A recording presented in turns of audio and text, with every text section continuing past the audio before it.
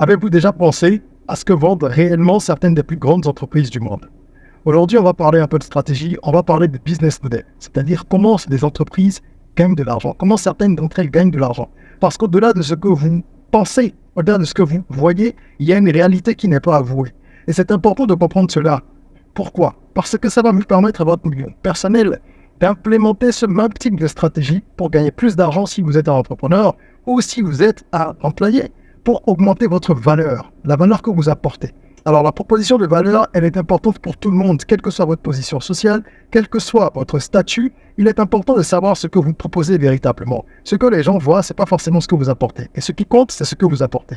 Aujourd'hui, on va donc dans cette vidéo plonger au cœur de la question des business models en analysant quelques exemples que vous allez comprendre assez facilement et ça va être possible pour vous ensuite de répliquer ces stratégies. On en parle tout de suite. Je suis Régis Sezin, entrepreneur multipotentiel, conférencier, formateur et artiste. Je partage avec vous sur cette chaîne du contenu propulsif pour vous aider à rêver, oser. Hello les rocks, j'espère que vous êtes solides. Moi je suis en parfaite forme et je suis plein de gratitude envers l'univers. On va parler aujourd'hui de stratégie. Sur cette chaîne, comme vous le savez, on évoque plusieurs sujets. On parle de business, d'entrepreneuriat, de développement personnel, d'éducation financière. Et tout ça, ça permet à chacun en fait de prendre conscience de son potentiel et de l'exploiter au maximum. Vous êtes bien sur la chaîne des rocks, les personnes qui rêvent, qui osent et qui créent. Je vous invite à vous abonner et à activer la cloche de notification. Alors, on va commencer par un exemple qui est populaire. Or, en tout cas, la marque, elle est populaire. McDonald's. Tout le monde connaît McDonald's. Même ceux qui n'ont pas encore mangé dans un McDonald's, ils connaissent McDonald's, que ce soit par choix ou parce qu'ils n'ont pas eu l'opportunité d'aller tester ce concept-là qui a révolutionné la façon de manger à notre époque. Ils connaissent au moins le nom. Pourquoi McDonald's apparaît dans cette vidéo? Pourquoi j'en parle aujourd'hui? Parce que, généralement, quand on évoque ce nom, ce à quoi on pense, c'est quoi? Un Big Mac, donc un burger, avec des frites, du Coca, du Sprite, en tout cas des sodas, des sundaes et tous les autres produits qui sont emblématiques qu'on connaît bien, qu'on associe à cette enseigne. Mais en réalité, ce que vous ne savez pas, c'est que McDonald's ne vend pas que la nourriture. Ce n'est pas qu'une enseigne de fast-food, c'est bien plus. Et il paraîtrait d'ailleurs qu'elle gagne beaucoup d'argent à travers une autre activité.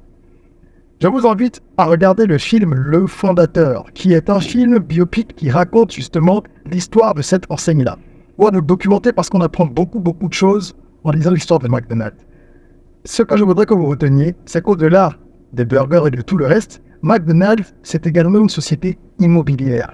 Et oui, immobilière. Et on le découvre d'ailleurs dans le film dont je parle. C'est dit de façon très claire, c'est raconté. À un moment donné, le développeur, celui qui a vraiment popularisé le concept de McDonald's, qui n'est pas le fondateur, qui est celui qui en a fait une chaîne internationale, a compris, grâce au conseil d'un de ses collaborateurs, qu'il ne devait pas continuer à chercher à gagner de l'argent uniquement dans l'activité de restauration. Parce qu'il avait du mal à faire rentrer de l'argent. Pourtant, ça fonctionnait énormément. Il y avait de nombreux franchisés à travers tous les États-Unis. C'était bien avant que ce soit une marque au-delà de ça.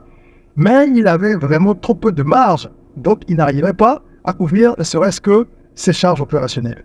Et là, grâce au conseil donc, de son collaborateur en question, il comprend que le vrai business, c'est de louer les terrains et les bâtiments sur lesquels les franchisés veulent s'installer. Je vous explique, c'est très simple. Quelqu'un veut aujourd'hui prendre une franchise McDonald's, s'il remplit les conditions, qu'il a les moyens qu'il faut, qu'il remplit toutes les autres conditions, on va lui proposer évidemment des terrains. Parce qu'on ne s'implante pas n'importe où quand on veut ouvrir une enseigne McDonald's. Le cahier des charges est très précis. Il faut que ce soit situé vraiment de façon stratégique. Et donc, l'entreprise mère a acquis au fil des années de nombreux terrains un peu partout dans le monde. Quand ils arrivent dans un pays, sur un territoire, et qu'ils se rendent compte que ça peut être un marché intéressant, dans 5 ans, dans 10 ans, dans 20 ans même, ils anticipent. Ils ont des équipes qui font des études de marché tout le temps. Ils anticipent et ils font quoi? Ils achètent des terrains bien situés, donc en angle de rue, proche des grands axes, qu'ils vont ensuite mettre à la disposition de leurs franchisés plus tard. Donc celui qui voudra un jour ouvrir une franchise dans ces pays-là, il devra louer un des terrains, un des bâtiments de McDonald's si c'est déjà construit. Et voilà comment est-ce que cette entreprise gagne énormément d'argent grâce à l'immobilier.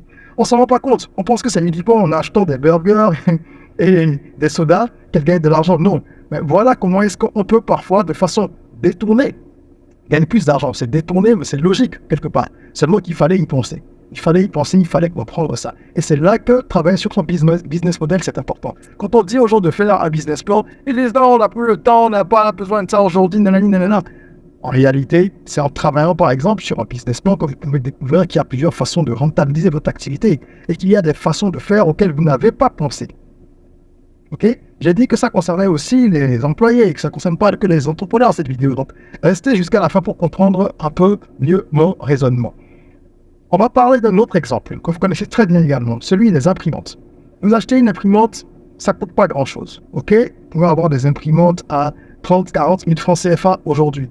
Pour le service que rend ce type d'outil, c'est pas grand-chose. Mais, comment est-ce que HP, par exemple, se fait de l'argent?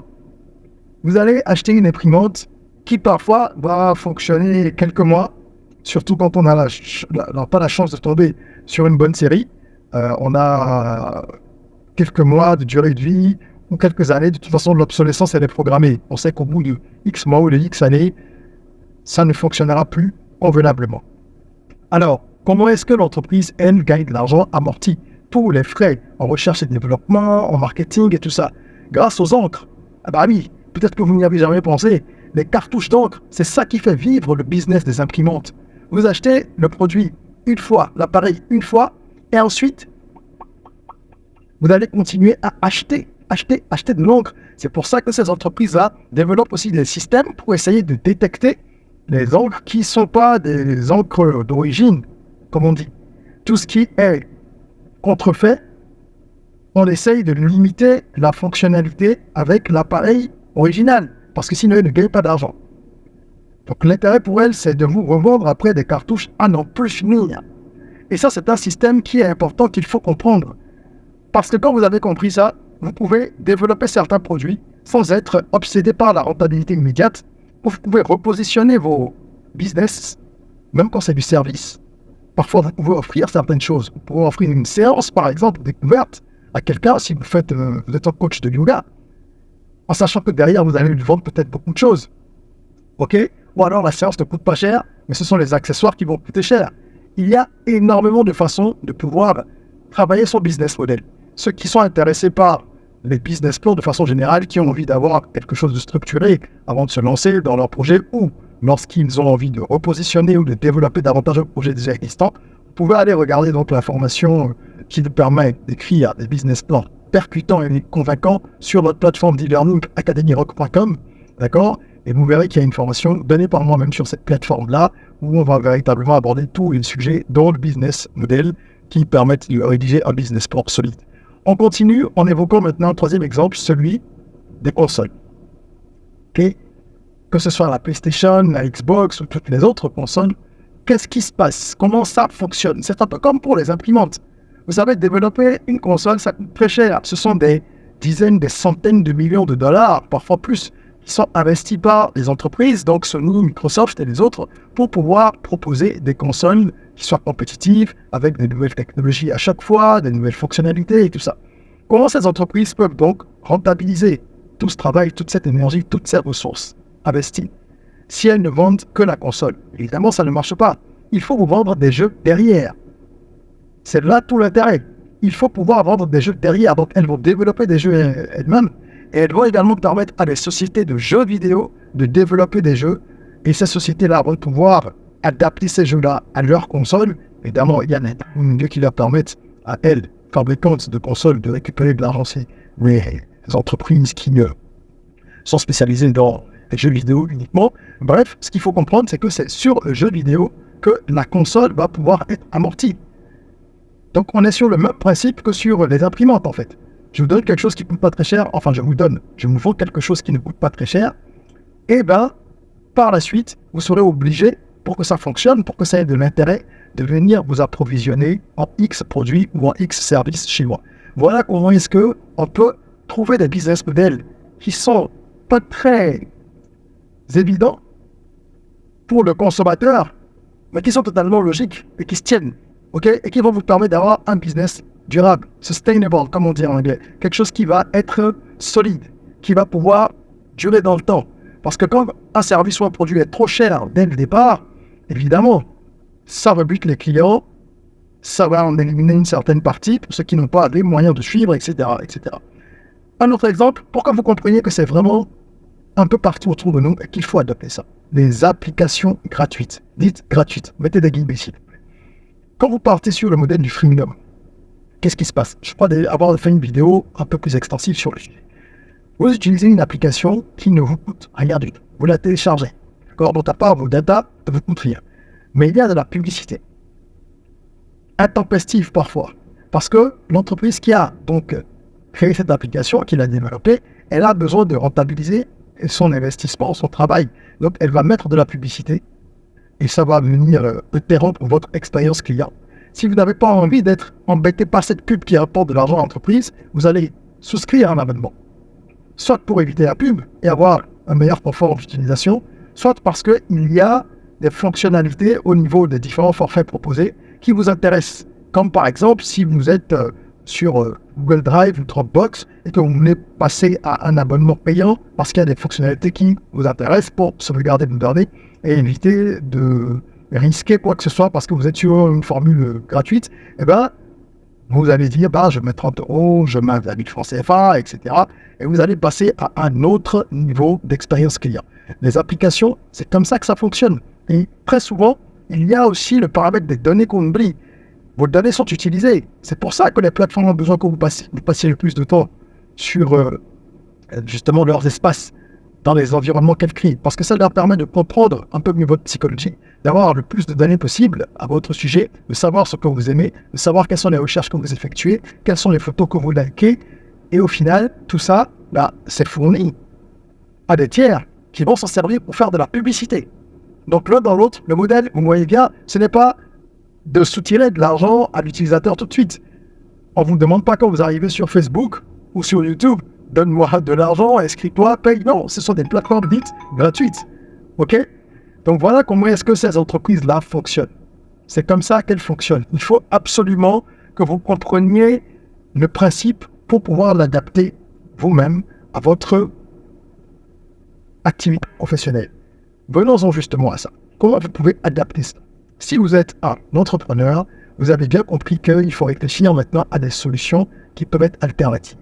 Des solutions qui vont vous permettre de générer de l'argent en faisant autre chose. Quelque chose que les gens ne voient pas. Quelque chose que les gens ne comprennent pas. Le but, ce n'est pas de cacher nécessairement, mais c'est juste de permettre à l'utilisateur, au consommateur, au client, d'avoir accès à un service ou à un produit abordable, ou en tout cas qui répondent à ce que lui, il considère comme facteur abordable, sans que ça l'étouffe, mais de pouvoir derrière récupérer davantage d'argent. Ok? Les gens sont beaucoup plus enclins à dépenser des petites sommes de façon répétitive, plutôt qu'en gros montant en une fois. N'oubliez jamais ça. C'est plus simple pour les gens de se dire, ok, je vais mettre 2000 là tous les mois, plutôt que de se dire, je vais sortir 24 000 francs d'un coup. Ah bah oui, 24 000 francs d'un coup, tout de suite on dit quoi, 24 000, c'est cher. Mais quand ça va être 2000 tous les mois, c'est étalé, donc psychologiquement, on n'a pas la même pression, on n'a pas la même perception.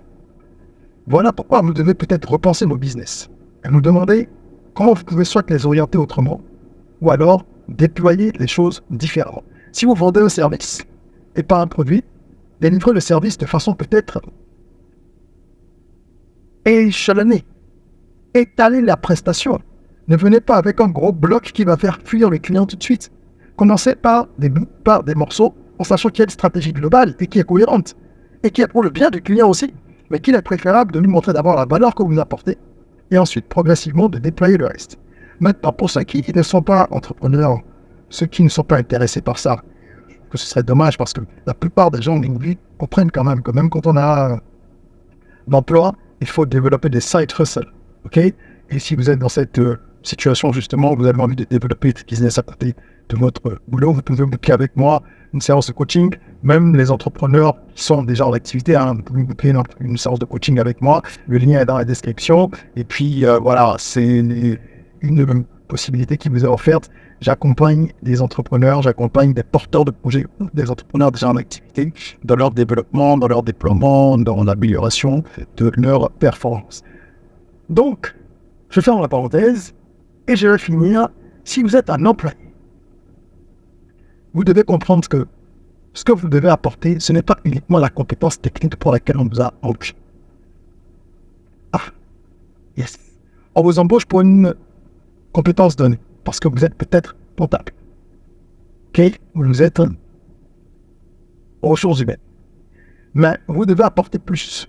Est-ce que vous savez qu'il y a des collaborateurs en gamme dans certaines entreprises, malgré une performance moyenne, simplement parce qu'ils apportent autre chose? Ils apportent une valeur ajoutée à l'entreprise qui fait que on ne peut pas, ou on ne veut pas en tout cas, les sortir de l'équation. Parfois, c'est des choses très simples. Ça peut être quelqu'un qui apporte une véritable cohésion, alors qu'il est très moyen dans ses performances, mais qui cimente, qui arrive à fédérer les gens. Et on va le garder pour ça. On garde parfois des personnes parce qu'elles ont un carnet d'adresses et qu'elles permettent à l'entreprise d'avoir accès à un certain nombre de facilités. Quand bien même elles sont médiocres parfois ou qu'elles sont moyennes. Donc, il faut comprendre ça de ce point de vue-là. Adapter cette stratégie qui consiste à dire où est-ce que je peux gagner plus d'argent au-delà de ce que je fais. Où est ma vraie valeur? Parce que si on doit résumer cette vidéo, en réalité, c'est ça. Où est ma vraie valeur? Si je vends quelque chose, quelle est la véritable valeur que j'apporte et comment est-ce que je peux augmenter la valeur pour moi-même? Si je travaille quelque part, qu'est-ce que je peux apporter de façon sous-jacente? Qu'est-ce que j'apporte de façon sous-jacente? Pourquoi est-ce que mon client, mon premier client qui est mon patron, pourquoi il m'emploie? Est-ce qu'il paye uniquement ma compétence technique? Est-ce qu'il paye uniquement mes soft skills, donc mes compétences interpersonnelles? Est-ce qu'il paye autre chose? Il faut pouvoir comprendre ça et augmenter votre valeur. Si on ne vous paye que pour votre compétence, vous avez un problème. Parce que des gens comme vous, il y en a des tonnes. Il y en a des tonnes qui ont le même diplôme, qui ont la même expérience, plus ou moins, qui vont pouvoir délivrer le job. Donc il faut que ce soit pour autre chose. Ça va être les soft skills. Ça va être peut-être, comme j'ai dit, votre carnet d'adresse. Ça peut être plein de choses. Bref, c'était une vidéo sur business model et stratégie pour que vous compreniez comment adapter ça à votre propre vie. J'espère que ça a été utile. Si vous avez aimé, mettez un petit pouce bleu, un petit pouce. Ça dépend de la plateforme, hein, s'il ne l'est plus ou pas. Et puis, n'oubliez pas de vous abonner, activer la cloche de notification, comme ça vous serez informé à chaque fois qu'il y a une vidéo. Vous partagez également la vidéo, ça permettra à plusieurs personnes d'avoir accès à l'information. Et en attendant qu'on se retrouve, prenez soin de vous, de votre corps, mais aussi surtout de votre mind.